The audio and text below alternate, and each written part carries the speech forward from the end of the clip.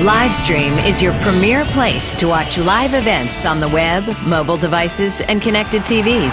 See new events daily or broadcast your own at livestream.com. Livestream. Be there. Broadcasting from the Vegas Video Network studios, just steps from the Las Vegas Strip, it's Awkward Silence 2.1. And now, our favorite host in this particular time spot, it's Brandon Gooch Hahn.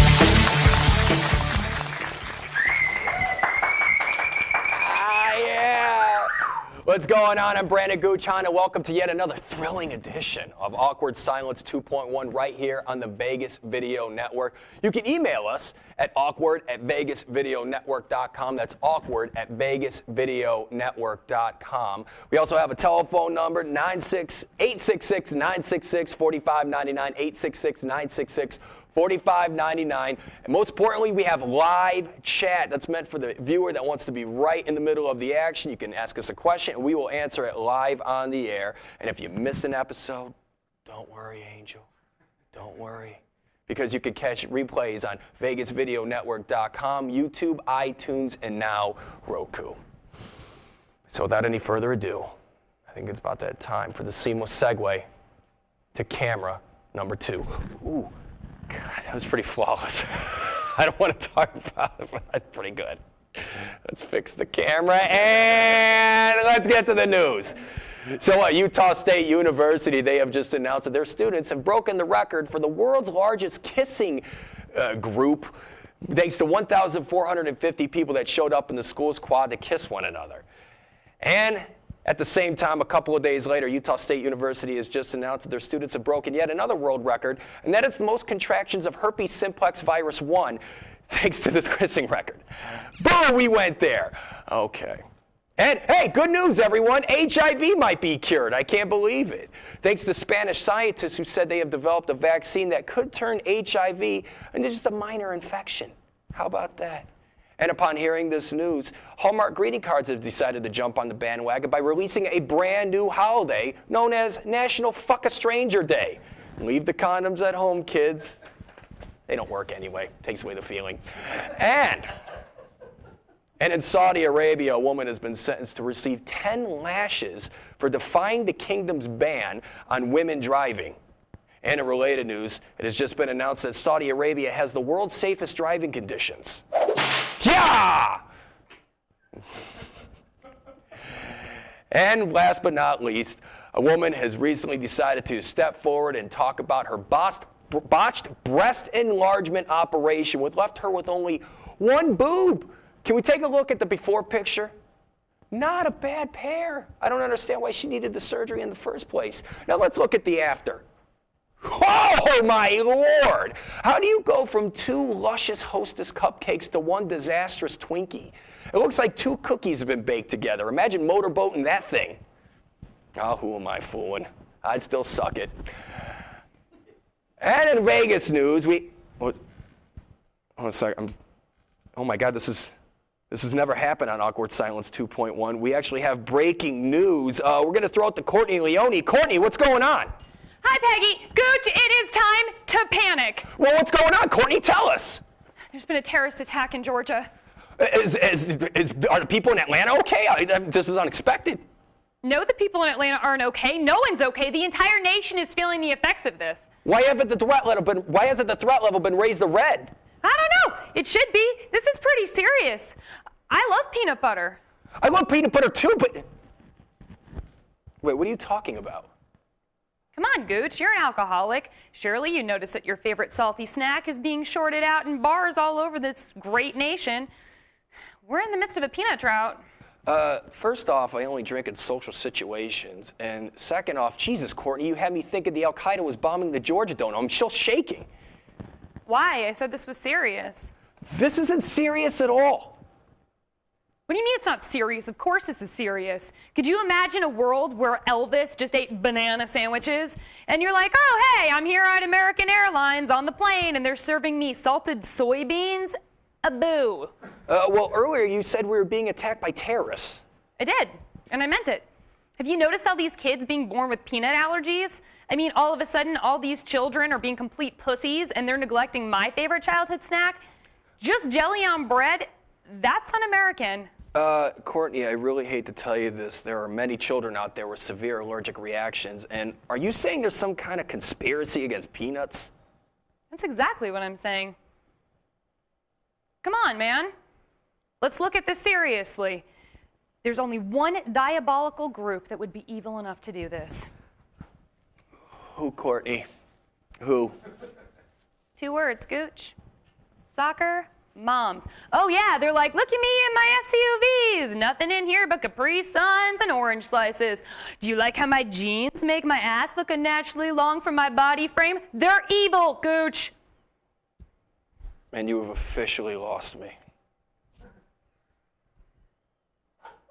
Look, man, I know this sounds crazy, but I guess I'm just trying to make sense of it all. Because really, I'm just scared. I'm just a girl who wants nuts in her mouth.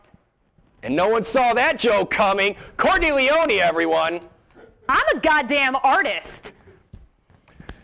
Now, before we go to our next segment, I want to take this moment to congratulate everyone in this studio for knowing a hacky joke was on its way.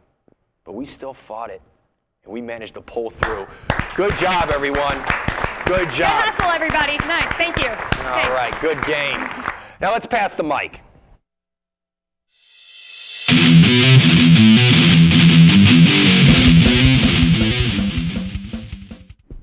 Pass the mic. This is the part of the show where you, the viewer, get to ask me, the host, a question through email at awkward@vegasvideonetwork.com. That's awkward@vegasvideonetwork.com. Scott, what's going on, man? 2 questions for you, Gooch. First one's from Julie. Julie wants to know, why does Courtney always say, "Hi, Peggy," when she begins talking to you? Well, because Peggy is her mom. And about 25 years ago yesterday, I gave birth to Courtney Leone. Lots of stretching.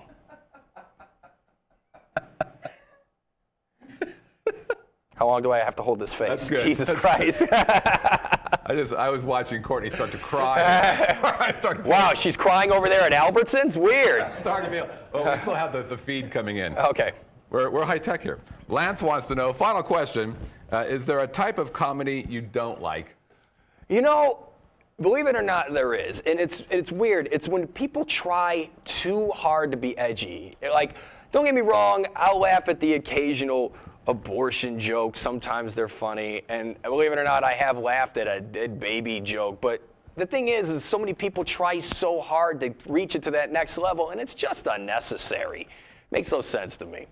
So once again, if you have yet another question you want to ask me, it's email us, awkward@vegasvideonetwork.com, awkward@vegasvideonetwork.com. We're going to be back in just a little bit, but for now, let's check in with our sponsors. Hey, I'm Al, man. Is that how you get them to do that all the time? Just sit there and be an ass. Is that it?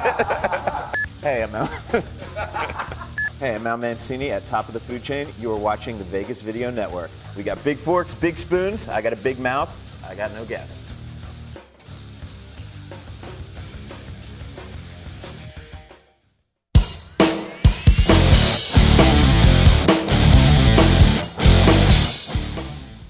You know what I really love about that? There was metal music playing in the background for a cooking show. Yeah. Kicking it up another notch. Suck it, Emerald! Sorry about that. I like your mustard. All right, and now our headliner. He's been seen on all types of television shows, and he'll be headlining down at the LA Comedy Club, which is located in the Cabo Wabo, and that's located in the Planet Hollywood. It's none other than Edwin San Juan. Yay! Hi, Peggy. What's going on, brother? Good, How you doing, man? Great, man. Thanks for having me. So what's going on, man? Everything good? Yeah, everything's good. I've been blessed. Been getting a lot of work, you know. Right on, right on. Yeah. Anything coming up on the horizon at all? I just taped Comedy Central with Gabriel Iglesias. Mm-hmm. It's called Stand Up Revolution. And then I did a 420 show with Tommy Chong. That's coming out on Showtime. Right, right. I got to get high and perform. It was wonderful. Now, do you do that? Do you like to get baked when you get up before on Yeah, I stage? do. I go both ways. Right. With weed, not, you know. Right. It's like, I just like to smoke joints, not the. I just want to make sure I clarify. You see, whenever I do it, dude, like I used to do it all the time, and whenever I would do it, I'd be like, just like one of those jokes, like, say Utah State University. Right.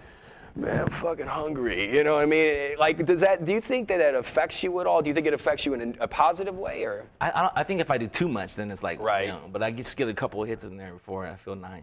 Right. Alcohol affects me weird. Like if I'm doing 2 shows or 3 shows a night, if I drink the first 2 shows, by the 3rd show, I'm like, did I say that joke already? Or is that the last show? Or is like just like 3 shows end up being in one giant collage. What is it? So actually, you've been you've been on television shows. You were on Showtime, and it was called a slanted comedy. Yeah. Originally, it was called slanted comedy, but networks were afraid that people would get offended by the word slanted, so they changed it to Pacific Rim comedy. Okay. Which to me sounds like a porno. Right. That's like, wait, slanted? No, Pacific Rim. Yeah. This isn't what I thought it was. Hey, tune into Showtime. This is not what I thought this was going to be. Yeah, right? Put the peanut butter down. Come on, yeah. That's a callback, everyone, for those people in the comedy business that don't know what that's all about there. Wink. No, that was obviously a that was a show about Asian comics or Asian American comics, right. And now that's not just is that what you would call a target demographic show, or is that just a show where the humor's kind of in the same vicinity, and then whoever laughs at it? Yeah, I think it's universal in a sense. I mean, it is ethnically towards Filipinos, but I mean everybody interacts with Filipinos. I mean we're in the post office and the hospitals as nurses, right. So we're changing your bedpans and delivering the mail. So one way or another you're gonna get us. But it was an opportunity for me to put Asian comics together and showcase Filipino comics out there. So it was really cool. I got a chance to do that. We stick together like rice. Right. Because the thing is though, is like before you, there's like you. Rex Navarrete, right? And I mean, honestly, I can't really think of anybody else that's really crushing the scene right now. Right. I mean, would you say that you were kind of like one of the forefathers on that type of thing? Yeah, I think I was one of the. There's like about a good handful of us now. Actually, Rob Schneider's half Filipino. His mama works as a nurse. I did that joke twice. Right. But there's Joe Coy's half Filipino. There's a lot of halfies out there, but I'm the full effect. A lot of halfies out there. I really like how you distinguish it. You're like, you got your full blood, and then you got your what was it? I'm thinking of Harry Potter for some reason. You know what I mean? Man, he's a nerd. I just nerded it up for a second. Sorry about that. That's all right. We're going to talk about Endor in a second. Right. Now, and the thing is, though, that was really the only Filipino-based comedy show that I noticed you did, because you were also on K Loco, Local Comedy Jam, Latino Laugh Festival. Right. I mean, where would you say your core audience is coming from? Well, it's weird because when I first started out, there's no Filipino rooms, right? There's no really Asian nights, so I started out doing Latino rooms, black rooms, and white rooms. So I think I got a lot of my my following from Latinos, and then as soon as Filipinos started seeing it, it just started picking up. And then now, because of YouTube, shoot, they're seeing it all over the world. I've done shows in the Middle East, and where women can't drive. Right. I've seen it. Right. Women sit on this side and men sit on that side. It's really crazy. But I mean, they knew my stuff. I was saying it, and they were like, "Oh yeah." That's cool. Because of YouTube, right? It just shrunk the world. Now, you just brought that up. You did some USO tours. How was that? I mean, every comic you talk to, they say it's just the most gratifying thing. I mean, what's your take on it? It was really cool. I did a tour with Gabriel Iglesias, the Yin Yang Twins, and Chuck Liddell. And we went around the world. Wait a minute. What? Talk about a crazy. That's like Big Brother is basically what's just going on. Gabriel sat by the wing, so we were going in circles for a long time. Right. The Yin Yang Twins wouldn't shut up. Chuck Liddell had his own pillow, like a big old softie. Right. But you weren't going to tell him that, though. No. I almost threw up in the helicopter, and Chuck Liddell was standing right next to me. I was like, man, I can't throw up right in front of Chuck Liddell. I do some pussy shit. But you got up there in front of the troops. Yeah, I got to perform for the troops. We did Germany, Afghanistan, Korea, Alaska, and then we got to go to the forward operating bases. Well, Gabriel, they couldn't find a bulletproof vest to fit him. Really? So he couldn't go out there. He had to stay by the cafeteria. It was all part of the plan. That's great. But yeah, it was great. I got to travel around the world now. You know? When I started comedy like 15 years ago, I never thought I'd be get to go, all around the world. Now, where did you start exactly? I started off in small little bars in Los Angeles, California, Cerritos. I just met like Jeff Garcia, and he started having me host shows, and I was just performing for drunk Latinos. Man, that was tough. I got strong there, but I'll tell you what else gets strong. Your liver gets strong hanging with Jeff Garcia. Wow, dude. I got so blasted one time. Oh, man. That guy really knows how to throw him back. But that's the thing, though. I mean, you could really learn a thing from him, though, because it's like, especially like with the way he interacts with the crowd and like so many different people. Because you were just saying, you were performing in front of a lot of Latinos, and then Filipinos started jumping on board. Right. But I've seen you in front of other crowds and just in front of everybody, and just in front of crowds in front of everybody. And the question is like, is it comedy kind of universal? I mean, if you're good, it's going to come across to everybody, right? Yeah, definitely. I think it is universal, and it's just family dynamics. It just happens to be in a Filipino setting or in a black setting. And you just point out the differences, and it's like comical. Also, it's informative because you're teaching people about your culture. Like Filipinos, we point with our lips, like it's over there. And if you did that to a black person, be like, "What the fuck you doing? What's wrong with your lips, motherfucker?" You know what I mean? And we were working at the store trying to sell Gatorade, and they're like, "Where's the Gatorade?" It's over there. I'm like, "What the hell?" I mean, but you point out differences, and you realize, oh, okay, that's where the comedy is. It's cool, and it builds bridges. Yeah. It's really cool. And it's amazing because sometimes in comedy you do jokes like that, and sometimes it gets perceived as racist, and it's not racist. It's just your take on a certain thing. Right. Or people are afraid to laugh. You do a joke about black people, and they're all looking at the black people to see if they laugh first. Yeah. And they're like, "Oh, it's okay. They're laughing." He gave us the go. Yeah. Give us the black light. So we have a chat question. What's going on, Scott? Yeah, Nate says, first of all, Edwin is great. Hey. Does he grab ideas from current events? I do sometimes. I grab ideas from current events, but I try not to stay too much to it because it doesn't last. It's not a timepiece. You go and do it for a certain time. But I do grab from some events, especially if it pertains something close to home, like something in the Philippines or something of that nature. But I usually just try to stay to family dynamics. Right. So what's going on with your family, though? Like, is it pretty much just your family, or is it just the Filipino family as a whole? Well, pretty much my family and being Filipino, because like I'm 42 years old, I still live at home with my mom. But, so do other Filipinos, too. Just gotta I get just that flip across. it, I don't live with her, she lives with me. Right. That's just things that happen. My brother-in-law is really a black dude, is a lawyer, so my brother-in-law is really a brother-in-law. You know what I mean? But it just happens that my life puts out, and I put it out there, and it's like, wow. And what I'm doing now is like going through a lot of old stuff that I wrote, but I wasn't able to pull it off yet because I haven't really developed skills and stuff. But now I'm starting to look into more stuff because they say it takes 10 years to write your first hour. So I'm trying to work on dropping that old stuff and working on the new stuff.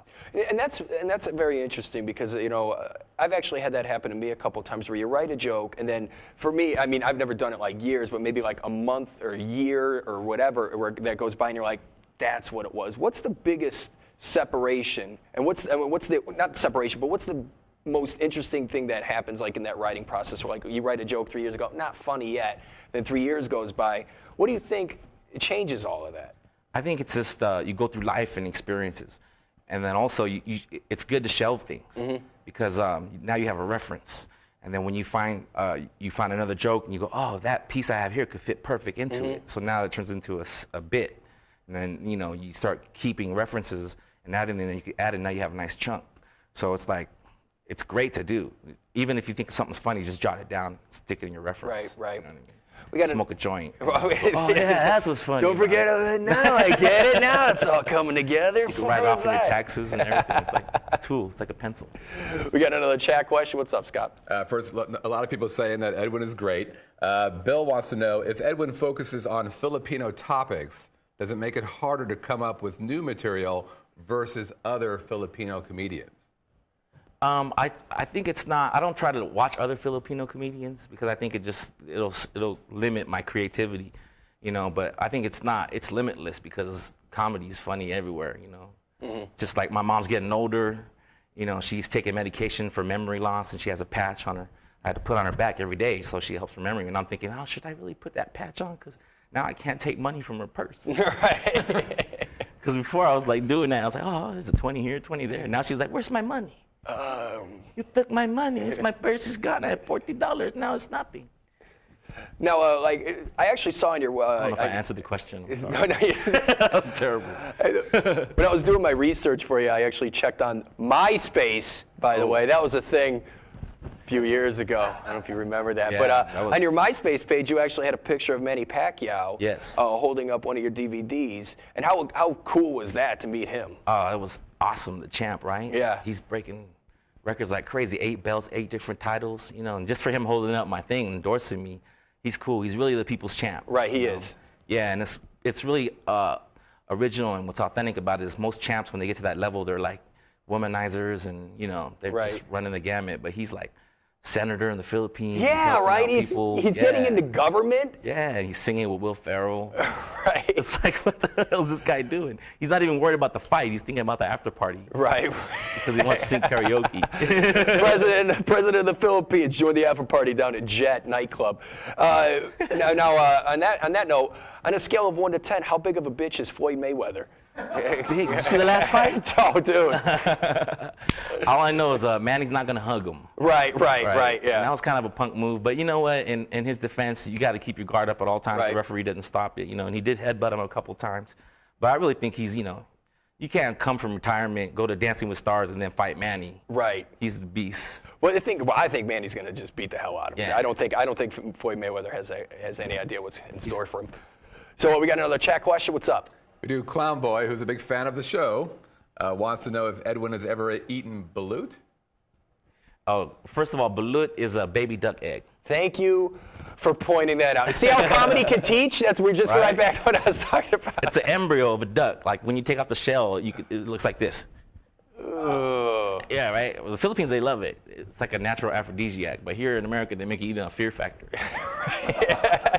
You know, I was going to ask you, though, as an American, because you were born here, right? No, actually, I was made in Taiwan. Okay.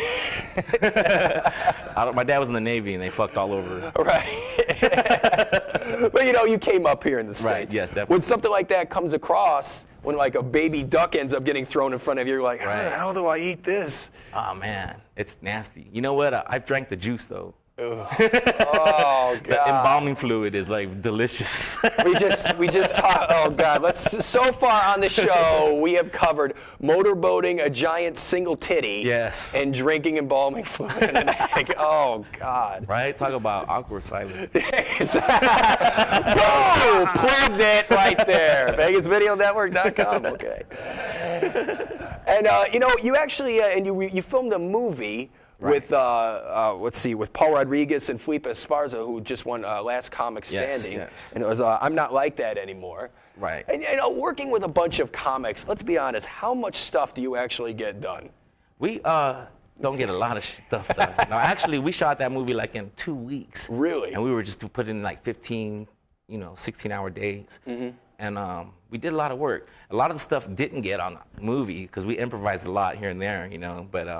It was a great movie. It was a good experience. Right. But it's just fun being on the set with other comedians because they're pulling jokes and pranks and stuff like that. Right. I can only imagine. We got another chat question. What's up? Yeah, Shanigan says that he's seen Edwin perform before. He loves that he pokes fun at all ethnic stereotypes. I'm wondering myself, because you're Filipino, do you think it makes it easier for you to joke about other ethnic stereotypes versus, say, a white guy?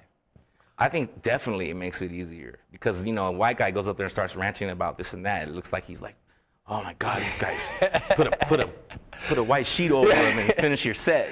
He's going to start the revolution. Everybody get down. But I think be a Filipino or Asian in general, because we've always been picked on for years and everybody always makes fun of Asians. So it's like, for me speaking out, it's like, it comes easier because it's like, it's our turn.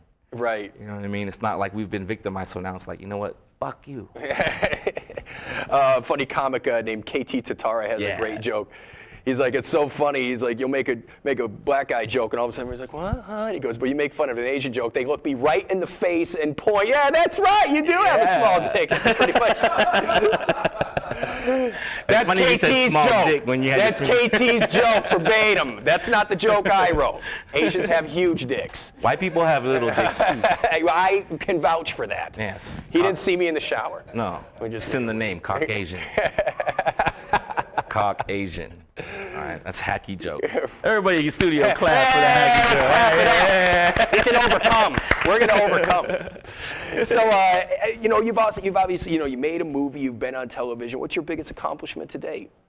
You know what? It's getting crazy, but I've done a lot of stuff. But to me, I think my biggest accomplishment is moving back home with my mom. Mm-hmm. Sounds weird, but she's getting older. I'm the youngest of 4. I'm able to be with her. I work at night, so I'm around in the daytime, So to me, be able to step away from all that and then not get caught up on this and that and still know my family values and what's important to me, then I think that's my biggest accomplishment. It sounds cheesy, huh? Like Barbara Walters shit. I'm going to start crying. I love you, Mom. But I love my mom, man. Thanks for Peggy? That's so weird, though, because usually I know a lot of comics are well into their 30s. They're Right. still living at home. Right. And it's like, and their whole deal is like, well, just like you said, it's totally different when you're living at home because you have to. Now, Mom, come move in with me so I can take care of you. Is it more of Right. let me just repay everything that happened? Yeah, just we didn't have to move. We stayed in the same house. Right. She I'll didn't take move over. anywhere. Yeah, I'll pay the gas bill. Just chill. We got another chat question. What's going on? Yeah, Shannon says he saw on your Facebook page that you're a comic fan. So Marvel or DC? Oh, definitely Marvel. I just love the stories. I can relate to them more. Spider-Man's the wimp kid getting picked on, and DC. I like the animation more. And now the movies and with the series coming out, the X-Men and the Avengers. I got a boner again. Right. I used to like Star Wars. I bought all these Star Wars toys. I won a talent contest, and I was like, oh, they're gonna have my own sitcom. I'm gonna make it. And then I bought all these Star Wars toys, and then they canceled the show like after this third. Right. You're like, Stuck with Princess Leia and Han Solo. that didn't go how I wanted it. Yeah. I was looking at this as a major investment. Oh, shit. Want Chewbacca out of my ass now. And that's my closer. See you later. We got another chat question. What's going on? Yeah, are you trying to do any kind of TV work, sitcoms or other things? Eventually, yes, I'd like to. I'm taking acting classes right now. So I don't want to, go in there and not know what the fuck I'm doing. Kind of like this show. Right. No, I'm playing. Awkward. But yeah, I want to get into that, movies, sitcom, whatever I can, voiceover work. How important is that to a comic to take it to that next level? I think it's real important because you want to keep growing and you want to evolve. You don't want to be stagnant in the same thing. It's like the whole thing we're talking about, writing new material. Or just getting people to see you in a different light. Like a lot of people on YouTube or stuff, they're posting their clips. Like you don't want to do that because people are going to go to shows to see that. They want to see what's going on in your life outside, like the reality stuff of it or whatever. Or shows like this. It's great, because they see you in a different form. Right. Because they're used to going, oh, I've seen that, I've heard that joke before. But when they see you and they're a fan of yours, they're like, oh, wow. Right, like podcasts are now the new thing. Yeah, I heard Joe Rogan saying, he had television shows. He was on Fear Factor, UFC, and he goes, the only time when he started really getting a great group following was through those podcasts. Definitely, yeah. Just like you said, so they could see him in a different light. Yeah, and whatever city, whatever town he goes to, he just puts it out there, and it's amazing response. Right. Got another chat question? Yep. Rico wants to know, do you have any Guam in you? Why, you going to give me some? Rico Suave. No, Chamorro, no Guam. And my brothers were born in Guam, actually. But I'm just full Filipino, made in Taiwan. But no Guam. I've been there. I love the place. I went there and got Guam rock. All right. Well, Edwin, I want to thank you very much for wow. Scratching balls. Yeah, I'm like, yeah, I gotta get right back here. Elbows.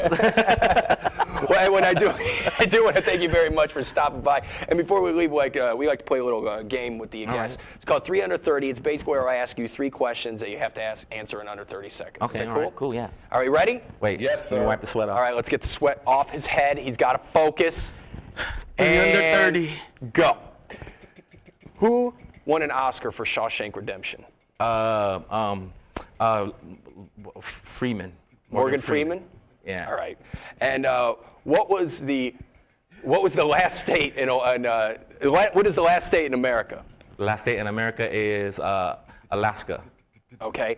Is it Alaska or Hawaii? I'm not exactly Oh, sure. that's Hawaii. Oh. You didn't That ask was me my questions fault. in I 30 was seconds. thinking of the questions as they were going. If the host knew. Yeah, we put a lot of preparation here in Awkward Silence 2.1 every Friday at 12:30. Well, I want to thank Edwin San Juan. Thank you very much for stopping by the show. Awesome a lot, having you, Gooch. man. You made my job extremely easy. Oh, yeah. Tonight and tomorrow, he'll be down at the LA Comedy Club at Cabo Wabo inside the Planet Hollywood. Very funny. Showtimes are at 8 o'clock. I advise that you check him out. He's extremely hilarious. Edwin San Juan, thank you very much, brother. Really appreciate it. Thank now, you. next Friday, we won't be here on Awkward Silence 2.1, but we'll be back. I need to take the mic out now? Take the mic Oh, out? Jesus. It's my It implant. just picked up. It's like one Twinkie. Shit just got serious. On Awkward Silence 2.1. I just saw a man's ass crack. I'm And not it was even a literally plumber. inches from my face. That's a good way to take a 2-week break off, by the way. I just like to point that out. Yeah. And Next then. Friday we won't be here, but Friday after that we'll be right back on the Vegas Video Network at 12:30. My name is Brandon Gooch. Thank you guys, and we'll see you in 2 weeks. Bye-bye.